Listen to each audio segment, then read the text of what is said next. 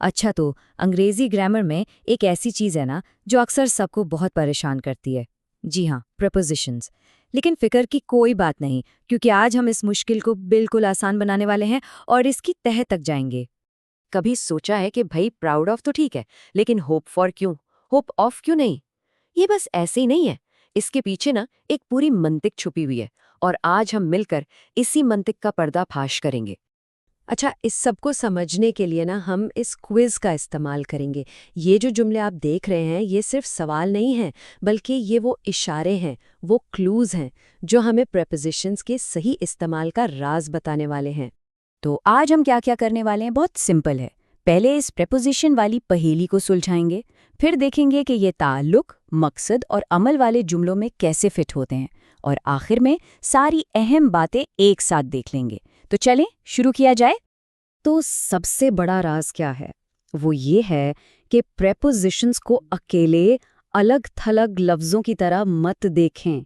नहीं, उन्हें पूरे फ़िक्रे यानी फ्रेजेस का हिस्सा समझकर याद करें। ये ज़बान के ना जुड़े हुए ब्लॉक्स की तरह हैं, और जब आप इन्हें एक साथ सीखते हैं ना, तो बात बन जाती है। चलें, तो सबसे पहले ग्रुप से शुरू करते हैं।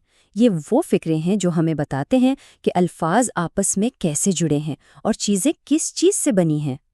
अच्छा, तो ये रहा पहला जुमला। आई एडहेयर्ड माई स्टैंड पॉइंट। ज़रा सोचिए, इस खाली जगह में क्या आएगा? जी हाँ, जवाब है टू। अधेयर टू एक मुकम्मल फिक्रा है, जिसका मतलब है किसी बात पर डट जाना, कायम रहना। देखें, अधेयर और टू मिलकर ही एक पूरा मजबूत मतलब बना रहे हैं। चलें, इसी तरह की एक और मिसाल देखते हैं। ही एडेड माई प्रॉब्लम्स। यहाँ क्या लगता है? बिल्कुल सही, यहाँ भी टू ही आएगा। एड टू का मतलब है किसी चीज को बढ़ा देना, चाहे वो खुशी हो या इस केस में परेशानियां। अच्छा, अब ताल्लुक से आगे बढ़ते हैं और बात करते हैं बनावट की, यानी कॉम्पोजिशन की। ये जुमला देखें जरा। The class consist 40 boys. यहाँ सही लफ्ज है ऑफ। जब भी हमें ये बताना हो ना कि कोई चीज़ किन चीज़ों से मिलकर बनी है, तो हम हमेशा कंसिस्ट ऑफ का इस्तेमाल करते हैं। ये एक पक्का उसूल है। और ये तो एक ऐसी मिसाल है जो हम सब रोज़ाना की ज़िंदगी में इस्तेमाल करते हैं। He was proud, his family. जाहिर है, यहाँ ऑफ ही आएगा। प्राउड ऑफ एक एहसास का इजहार है, और ये फिक्रा हमेशा हमेशा ऐसे ही इस्तेमाल होता है। ये एक और ज़बरदस्त मिसाल है कि कैसे अल्फाज एक दूसरे के साथ जुड़े हुए हैं। चलें, अब आगे बढ़ते हैं उन फिक्रों की तरफ जो किसी काम का मकसद यानी क्यों बताते हैं। और यहाँ एक बहुत दिलचस्प चीज़ देखने को मिलती है। एक ही प्रेपोजिशन है फॉर, लेकिन देखें कि ये कैसे अलग-अलग हालात में मकसद को जाहिर करता है। इन दोनों जुमलों पर गौर करें। एक तरफ है Rabia has great hope for success. यहाँ फॉर एक ख्वाहिश, एक गोल को दिखा रहा है। दूसरी तरफ है Rabia is unfit for this job. यहाँ वही फॉर सूटेबिलिटी यानी मौजूनियत की बात कर रहा है।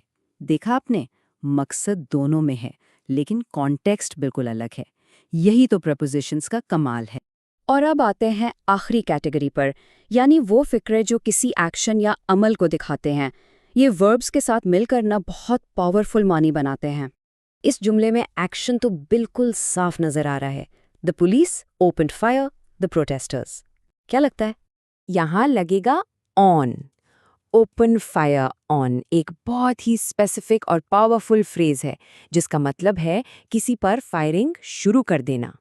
और चलें आज की आखिरी मिसाल देखते हैं। ये एक ऐसा काम है जो हम सब कभी ना कभी करना चाहते हैं, फालतू चीज़ों से छुटकारा पाना। जुमला है the writer wanted to get rid his books. बिल्कुल, यहाँ ऑफ आएगा, गेट रिड ऑफ। ये तो बहुत ही काम का फ्रेज है, मतलब किसी भी गैर ज़रूरी चीज़ से जान छुड़ाना। तो ठीक है, आज हमने जो कुछ भी सीखा उसकी सबसे अहम बातें क्या हैं, आइए एक नज़र डालते हैं। हमने सीखा एडहेयर टू यानी डटे रहना, एड टू यानी इजाफा करना, कंसिस्ट ऑफ यानी किसी चीज़ से मिलकर बनना, प्राउड ऑफ फ़ख्र करना, होप फॉर उम्मीद रखना, अनफिट फॉर यानी किसी काम के लायक ना होना, ओपन फायर ऑन फायरिंग करना, और गेट रिड ऑफ यानी छुटकारा पाना। ये सारे फ्रेजेस अब आपकी पॉकेट में हैं। तो सबसे बड़ा टेक अवे क्या है?